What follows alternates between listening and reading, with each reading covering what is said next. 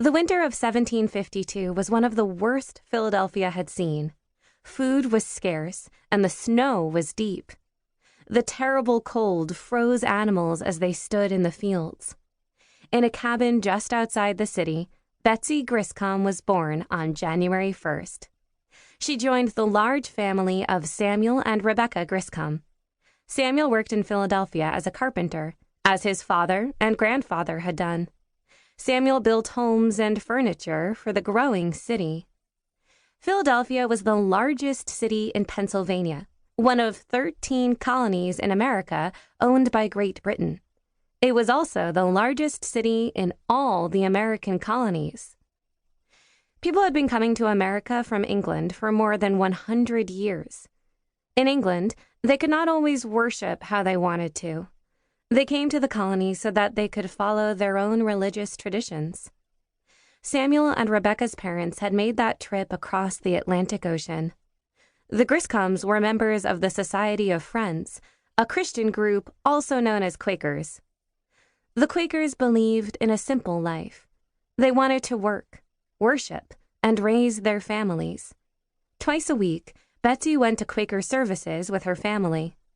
At home, Betsy helped her mother and sisters with many chores, including stacking firewood, sweeping the rooms, and washing dishes. Quaker children wore very plain clothing. Betsy wore long, dark dresses, usually with long sleeves, and she always wore a bonnet on her head.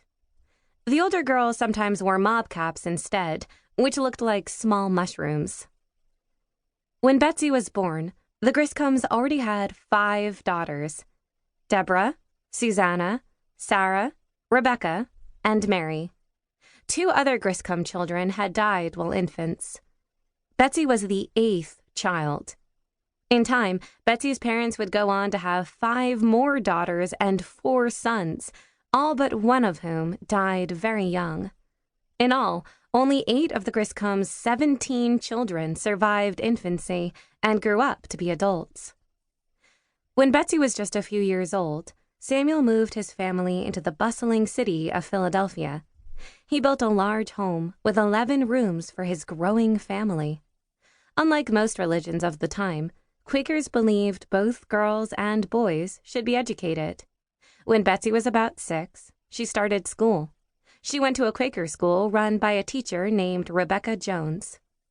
The students learned to read and do arithmetic. They went to class 5 days a week, and then again on Saturday mornings. Along with their regular lessons, the girls learned how to sew and make clothing. In the 1700s, most families made their own clothing. Betsy learned even more about sewing from her great-aunt Sarah Griscom, who owned her own business making women's corsets.